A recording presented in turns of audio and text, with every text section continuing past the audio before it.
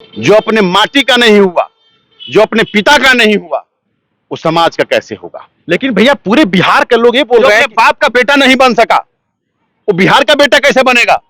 इनके पिता आदरणीय हमारे लिए बॉर्डर पे हैं, लेकिन सबसे बड़ा चीज क्या है कि केवल और केवल उसी पिता का नाम लेकर के अपने आप को यह दिखाना कि मैं आर्मी मैन का बेटा हूं, यह विक्टिम कार्ड है। यह विक्टिम कार्ड है।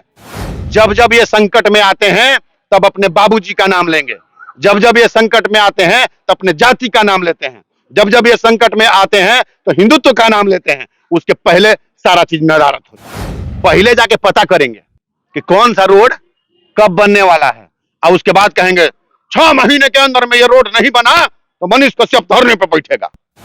भागे काहे चल रहे हो। आपराधिक मानसिकता के हैं ये, आपराधिक मानसिकता के हैं।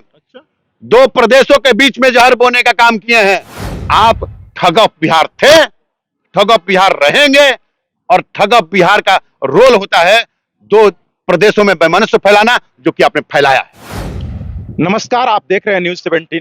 अभी हम लोग पटना में हैं और इसी घूमने के क्रम में मेरे साथ मुलाकात हो गई जो बेलगाम भारत के वरिष्ठ पत्रकार हैं चितरंजन जी। चितरंजन जी से मुलाकात हो गई। एक अभी मुद्दा बिहार में जो आप देख रहे हैं कि ट्रेंडिंग में चल रहा है, मनीष कश्यप। सारे लोग जब खोजते हैं तो सारे लोग यही मुद्दा सिर्फ खोज रहा है कि मनीष कश्यप के साथ हुआ क्या। मनीष कश्यप के साथ कोई लोग लिख रहा है, कोई सपोर्टेड मनीष कश्यप, कोई कुछ लिख रहा है। एक बार हम इनसे जानने का प्रयास करेंगे कि आखिर ये मुद्दा अभी चल क्या रहा है और इसमें आगे और क्या होने वाला है, क्योंकि ये बहुत दिनों से पत्रकारिता में है और मनीष कश्यप का साथ भी बहुत दिए हैं। इनको हमसे तो बहुत अधिक मालूम होगा। सबसे पहले तो चितरंजन जी, आपका न्यूज़ 17 में स्वागत है। न्यूज 17 को देखने वाले तमाम जो भी व्यूवर्स हैं उनको मेरे तरफ से नमस्कार है। और आपने लिखा है केवल प्रत्यक्ष जी। तो ध्यान रखिएगा, अगर प्रत्यक्ष, केवल प्रत्यक्ष का मतलब केवल और केवल वही चीजें जो रियलिटी हो, 100% यही इसका मीनिंग होता है। जय, सबसे बड़ा चीज क्या है, आपने नाम लिया जय किसी का, जय मैं नाम नहीं लेना पसंद करता हूं, जय मैं उसको ठगप बिहार, ठगप चंपारण कहता हूं, जय क्योंकि जो अपने माटी का नहीं हुआ, जो अपने माटी का नहीं हुआ, जो अपने पिता का नहीं हुआ, वो समाज का कैसे होगा। लेकिन भैया पूरे बिहार के लोग ये बोल जो रहे अपने हैं बाप का बेटा नहीं बन सका, वो बिहार का बेटा कैसे बनेगा। जो अपने बाप का बेटा नहीं बन सका, वो बिहार का बेटा कैसे बन सका। इनके पिता आदरणीय हमारे लिए बॉर्डर पे हैं, लेकिन सबसे बड़ा चीज क्या है कि केवल और केवल उसी पिता का नाम लेकर के अपने आप को यह दिखाना कि मैं आर्मी मैन का बेटा हूं, यह विक्टिम कार्ड है। यह विक्टिम कार्ड है। जब जब ये संकट में आते हैं तब अपने बाबूजी का नाम लेंगे, जब जब ये संकट में आते हैं तो अपने जाति का नाम लेते हैं, जब जब ये संकट में आते हैं तो हिंदुत्व का नाम लेते हैं। उसके पहले सारा चीज नदारत होता है। अभी तक। लेकिन पूरे बिहार का जो लोग बोल रहे हैं कि नहीं वो मसीहा हैं, गरीबों का मदद करते हैं। सारे लोग देख रहे हैं ना किस प्रकार से गरीबों का मदद करते हैं। जहां जाते हैं वहां सड़क बन जाती है, जहां जहां कुछ बोल देते हैं वहां पर काम हो जाता है। इस पे आप क्या कहेंगे। कहां बन गया है आप देखे हैं क्या, कहां बन गया है आप देखे हैं। कोई बता दे, आपके कमेंट बॉक्स में ड्रॉप करे लो कि कहां पर इन्होंने आवाज उठाया नली और गली का और वो बन गया हो। हाँ, एक चीज जरूर होता है, ये पहले जाकर के, क्योंकि हम तो टीम में रहे हैं, पहले जाके पता करेंगे कि कौन सा रोड कब बनने वाला है, और उसके बाद कहेंगे 6 महीने के अंदर में ये रोड नहीं बना तो मनीष कश्यप धरने पे बैठेगा। अबे भाई, अभी 2 दिन से कह रहे थे कि अगर आपकी पुलिस हमें नोटिस देती है तो हम गिरफ्तारी देने के लिए तैयार हैं। अभी क्या हो रहा है, अभी क्या हो रहा है भाई। अरे नोटिस भी गया, पुलिस भी गई, अब भागे काहे चल रहे हो, भागे काहे चल रहे हो। आपराधिक मानसिकता के हैं ये, आपराधिक मानसिकता के हैं। दो प्रदेशों के बीच में जहर बोने का काम किए हैं, और आप केवल ये कह देना कि वो वीडियो मैंने केवल शेयर किया था, इससे काम नहीं चलेगा।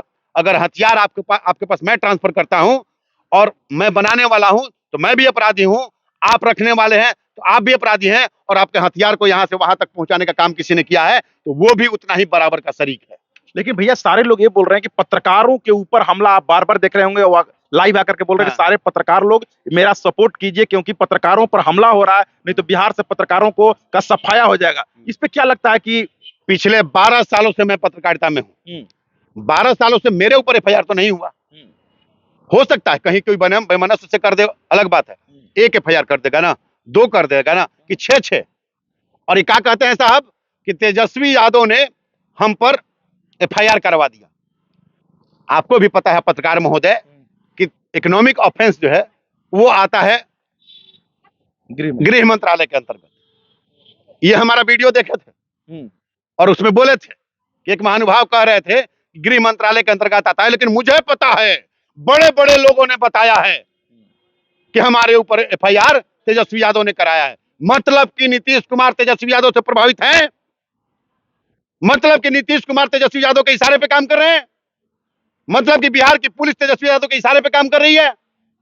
एक बहुत बड़ा गंभीर आरोप है, बहुत बड़ा गंभीर आरोप है। लेकिन उसी में जदयू को भूमिका को नकार देना, जदयू के नेताओं की भूमिका को नकार देना, कहे से कि इंग्रेज फुफ्फा हैं, इंग्रेज फुफ्फा हैं जदयू में।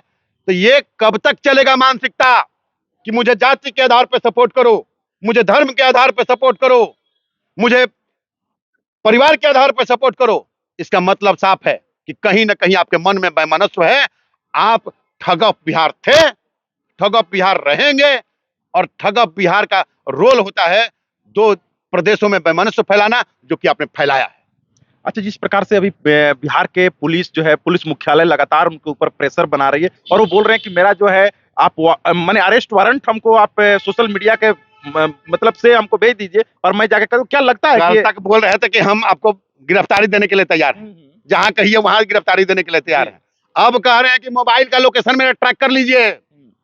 चैलेंज दे रहे हैं बिहार पुलिस को, चैलेंज दे रहे हैं तमिलनाडु पुलिस को, संज्ञान लीजिए महोदय। ये चैलेंज दे रहे हैं कि आप हमारा लोकेशन ट्रैक करा लीजिए और हमको उठवा लीजिए। मतलब कि इस प्रदेश में कुछ ऐसे लोग हैं, इस देश में कुछ ऐसे लोग हैं जो इनको संरक्षित करने का काम कर रहे हैं। इनके और भी तमाम साथी हैं जिनका नाम उजागर होना चाहिए।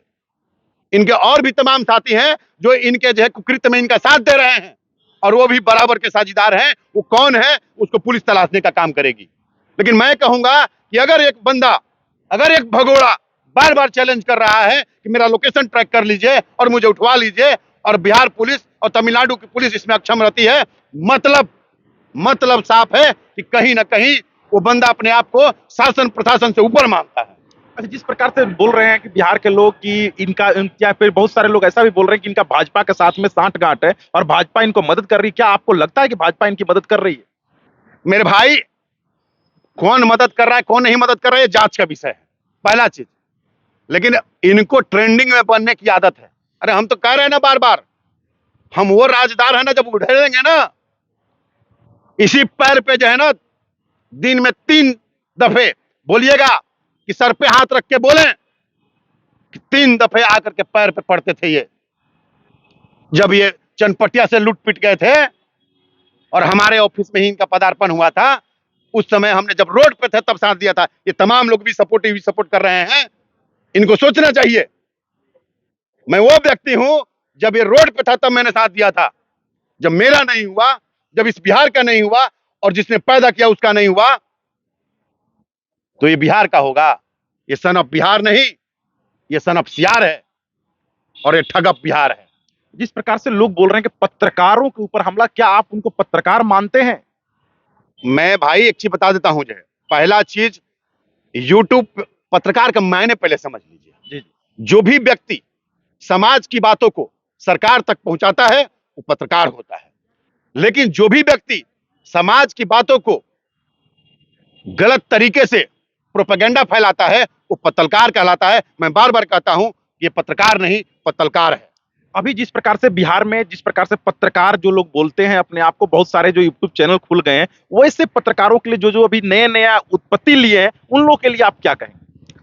मैं एक ही चीज कहूंगा, केवल व्यू के चक्कर में आज वी सपोर्ट कर रहे हो, कल भैया प्रशासन अगर वी सपोर्ट करने लगे तो घबराना मत। जिस दिन प्रशासन करने लगेगा ना we support this channel, we support that channel, तो फिर मत रोना दिया। और क्या कह रहे हैं ये तमाम पत्रकारों से आग्रह है, मेरी भाषा उत्तेजनात्मक है, माफ कर दीजिएगा उसके लिए। वो तमाम चीजें आपकी माफ कर दी जाएगी, लेकिन बिहार और बिहारियत को जो शर्मसार करने का काम किया है जो आपने बिहार और बिहारियत को शर्मसार करने का काम किया है, जो दो प्रदेशों में वैमनस्य फैलाने का जो काम किया है, इसका परिणाम ये होगा कि आज के बाद जब बिहारी किसी भी प्रदेश में जाएगा तो उसको शक की दृष्टि से देखा जाएगा। पहले देखा जा रहा था कि नहीं जा रहा था, वो बात का बात है, लेकिन अब देखा जाएगा, क्योंकि भैया जब कुछ हुआ नहीं, उसको एक प्रोपेगेंडे के तहत अब एक चीज बता दीजिए, वहां पे क्या हुआ। हो सकता है किसी भी प्रदेश में छिटपुट घटनाएं होती हैं, सही बात। ये कोई बड़ी चीज नहीं है। और उस पे मैं कहना चाहूंगा, ये बार बार कहते हैं ना कि उन पत्रकारों पर एफआईआर क्यों नहीं हुआ जिन्होंने खबरों को प्रकाशित किया, तो मैं इनको बता देना चाहता हूं, दैनिक भास्कर के पत्रकार को भी, संपादक को भी नोटिस जारी हुआ है, पता कर लीजिए। तमिलनाडु में जो संस्करण छपा था, दैनिक भास्कर के भी संपादक को नोटिस जारी हुआ है और उसमें उनसे सवाल पूछा गया है कि आप स्पष्ट कीजिए कि आपने ऐसा क्यों किया। लेकिन जब इनको स्पष्ट करने का बारी आया तो भैया हम बार बार कहते हैं कि इनको कांस्टेबल में एसपी दिखाई देता है। चितरंजन राय हैं, मसौड़ी है कि वहां पे जाओगे और थाने में 360 डिग्री पे पैर हिलाओगे। कांप न गया था जी तुम। कसम खा के बोलना एक बार, अगर मैं गलत बोल रहा हूं तो। मसौड़ी का क्या घटना है? मसौड़ी के बारे में कुछ बोल रहे थे। मसौड़ी कांड में सबने देखा था, 6 पुलिस वाले सस्पेंड हुए थे क्योंकि हमने सच को दिखाया था, तथ्यात्मक तरीके से दिखाया था। उसमें भी ये भगौड़ा भागने के चक्कर में था, क्योंकि मैंने ऑन द कैमरा वो पैसा जब्त किया था, मैंने ऑन द कैमरा उनका मोबाइल लिया था कि कुछ हमारे साथ अनहोनी ना हो जाए। उसका सौंपने का जिम्मेवारी मेरा था, मैं थाने तक चल के गया था। वो अलग बात है कि किसी ने इस चीज को प्रसारित नहीं किया, ठीक है, लेकिन मैं सैल्यूट करना चाहूंगा उस समय के युवा आईपीएस अधिकारी जो वर्तमान में वहां पे थानाध्यक्ष के रूप में कार्यरत थे, शुभम आर्य, जो वर्तमान में अभी एज ए डीएसपी वहां पे कार्यरत हैं। और उन्होंने कहा था, रंजन जी मैं युवा हूं और आपकी आवाज सुनूंगा और ये गलत हुआ है, इसमें कार्रवाई करूंगा। उन्होंने कार्रवाई करवाया। लेकिन वहां पे एक और चीज घटना घटा जाए, बेतिया के एसपी हैं उपेंद्र नाथ वर्मा और यहाँ के एसएसपी हुआ करते थे उपेंद्र नाथ शर्मा। सोचिए कि इसको प्रशासन के लोग इसके सपने में आते हैं। वहां पर भी तमाम वीडियो खंगाल लीजिएगा, एक बार लगा दीजिएगा कि उस वीडियो में भी ये उपेंद्र नाथ शर्मा के जगह पे उपेंद्र नाथ वर्मा इसको याद आ रहा था। मतलब साफ है कि प्रशासन से कितना डर है, ये इसको दिखाई देता है इसके आंखों में। तो चलिए, आप लोगों ने देखा किस प्रकार से चितरंजन जी ने सारा कुछ को क्लियर किया। और मैं भी पूरे बिहार में जितने भी पत्रकार लोग हैं, जो भी यूट्यूबर चलाते हैं, सभी लोगों से मेरा एक ही अपील होगा, जैसा कि कल पुलिस मुख्यालय ने भी मैं एक चीज और जोड़ूंगा। जी, एक चीज मैं आपको रोकूंगा। देखिए हुआ क्या, वो तमाम 6 एफआईआर जो हुए हैं, वो 6 एफआईआर में वो तमाम मजलूम बच्चे, तमाम जो है पढ़ने वाले बच्चे, सबके ऊपर एफआईआर करा करके ये बेतिया छोड़ दिया। चुनाव लड़ने के बाद आज तक ये बेतिया जब भी गया है तो रात के अंधेरे में गया है और दिन के उजाले में गायब हो गया है। आज तक नहीं गया वहां पे। केवल और केवल ये लोगों को फंसाने का काम किया है, केवल और केवल लोगों को उलझाने का काम किया है। अगर मसौड़ी कांड में अगर मैंने अपनी मतलब क्षमता का परिचय नहीं दिया होता, मैंने अपने अकॉर्डिंग उस चीज को नहीं हैंडल किया होता, तो वहां पे इसके साथ साथ मैं भी भगोड़ा घोषित हो जाता। तो देखा आपने कि किस प्रकार से इन्होंने अपने बातों को स्पष्ट किया। तो मेरा भी जितने भी बिहार के पत्रकार लोग हैं या फिर जो भी यूट्यूबर यूट्यूब चलाते हो या फिर बड़े बड़े चैनल के लोग हैं, सभी लोगों को जो भी कल जैसा पुलिस मुख्यालय ने भी साफ साफ किया कि आप लोग खबर को चलाइए, मुझे कोई आपत्ति नहीं, लेकिन सबसे पहले उस पर उसकी पारदर्शिता को जान लीजिए, उसका सही है कि गलत है उस पर आप तहकीकात कर लीजिए, फिर आप खबर चलाइए, मुझे कोई आपत्ति नहीं है। तो सभी लोगों से मेरा भी निवेदन होगा कि कोई भी खबर चलाने से पहले एक बार उसकी तहकीकात, उसकी सत्यता की जांच जरूर कर लेना चाहिए।